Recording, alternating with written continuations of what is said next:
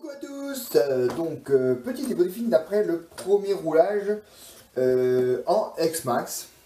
Bon bah du coup tu profites un peu quand même, hein.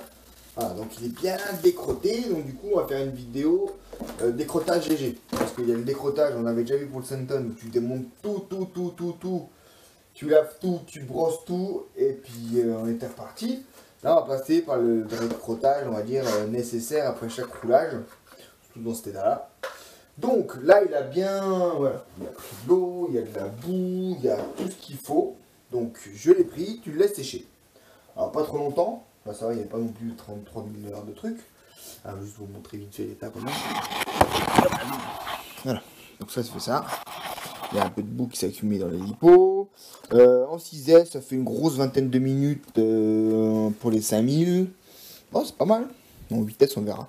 Après, j'étais pas non plus très gentil sur les gaz, hein. C'était quand même du bashing. Et voilà. Un peu. Donc, tu le laisses sécher. Et donc, une bonne petite journée, et pas plus, parce qu'après, sinon, l'humidité, s'il y a vraiment une grosse couche, ça va aller sur les vis. Et puis après, une fois que c'est sec, et ben, tu prends ton petit... tu prends un bon tournevis, et puis tu enlèves tout ce qui est possible d'enlever mécaniquement. Tu grattes le gros paquet, alors, tu vas dans tous les trucs. T'essayes de faire un peu tout ça. Voilà, puis après, une fois que tu as enlevé le plus gros, et bien après, avec le manche là, toute la boue, voilà, ça dégage de partout.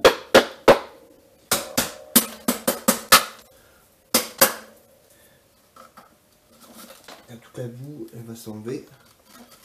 Donc là, il y a un petit peu de grattage pour gagner au tirage. Donc ça va être le premier nettoyage. Allez, on va se mettre vite dans le time-lapse.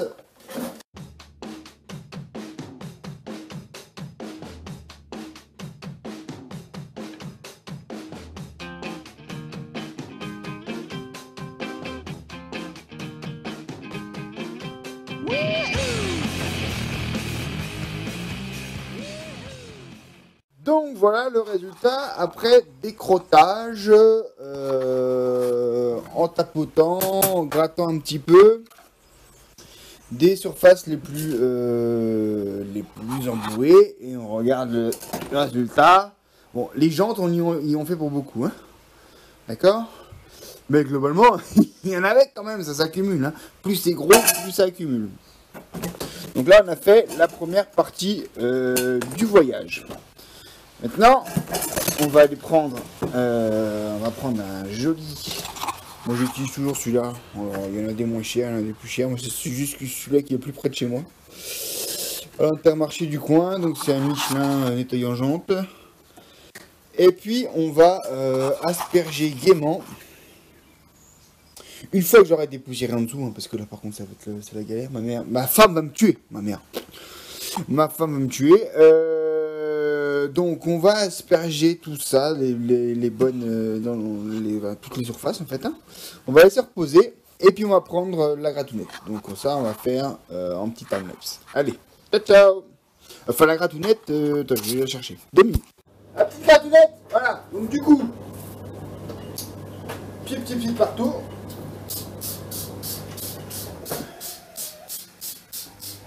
Bon, voilà, je sais pas où la faire, et puis on se rendez-vous en time-lapse.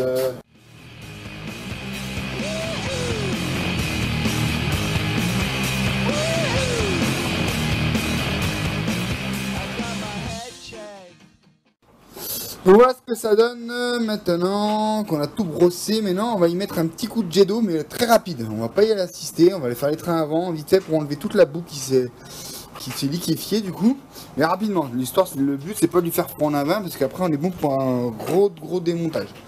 Donc là on va juste asperger un peu le train avant, un peu le train arrière, le dessus, le bain rapidement. Et puis je suis vite allé chercher ça dans la salle de bain de ma chérie. Et on va sécher tout ça, parce que j'ai pas d'eau chaude disponible autre que dans l'eau du robinet. Et donc là dans l'atelier j'ai pas de quoi faire, donc on va sécher rapidement pour que tout ça ne s'imprègne pas, et rouille. Et puis après on va mettre, on va continuer un peu le traitement. À tout à l'heure. Alors maintenant on va vite essuyer gros rapidement. Donc vraiment c'était un splash proof quoi, c'était juste histoire d'enlever la poussière. On a un peu insisté sur les parties qui sont un peu pénibles là. Sur les parties qui sont un peu pénibles, c'est-à-dire les bulkheads, les noix devant là. Un truc parce qu'il y a tout qui s'y met, il n'y a pas beaucoup de qui va plus. Voilà. On va mettre un coup de soufflette et on va sécher ça. Alors la soufflette, hein, pareil, je vais vous épargner le bazar. Ça fait un petit boucan. Allez, à tout de suite. Elle est soufflée, reste à enlever l'excès. Un petit peu l'excès, puis on va finir le séchage. Et bien aussi cheveux.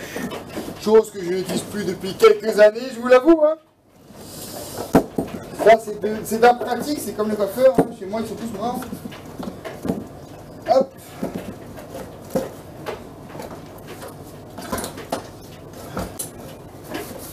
Alors une fois, hein, si on voulait vraiment faire un truc propre nickel, on démonte tout, on refait le processus que j'avais fait pour le Sunton, on plombe toutes les pièces dans l'eau chaude.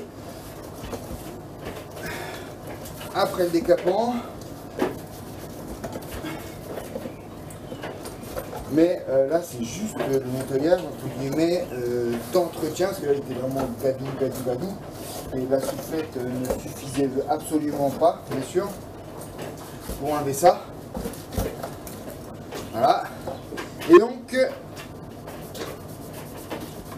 maintenant on va sécher le reste.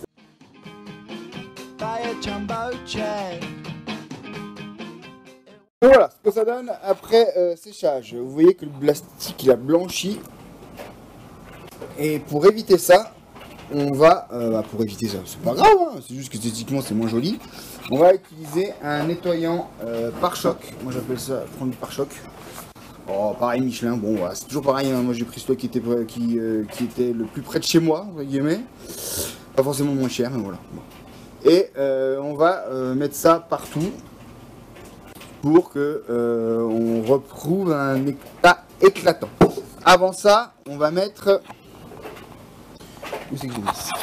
On va mettre un petit coup de subsut dans l'ensemble des roulements. Alors moi je prends de la graisse marine en spray. Et je vais vous poser de toute façon là. La graisse marine en spray qu'on va mettre sur les roulements, les fusées. Alors l'avantage de la graisse marine c'est qu'effectivement entre guillemets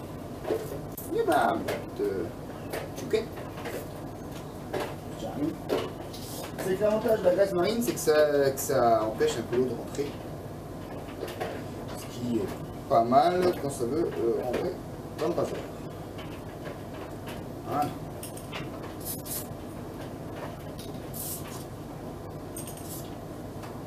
Donc les roulements, les cardans,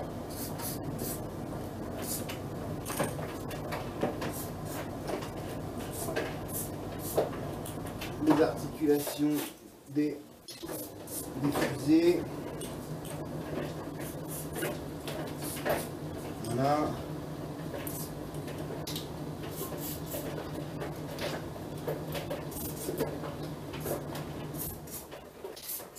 Tout ce qui bouge un peu quand même, qui pourrait être à mettre, de ne pas trop prendre cher vis-à-vis de l'humidité.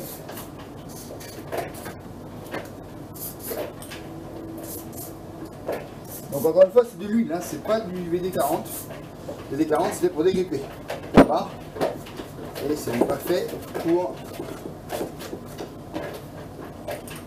graisser. Le VD40 c'est pour débloquer, ça déclare, c'est un décapant chimique. Voilà. Et maintenant on va mettre le brillant.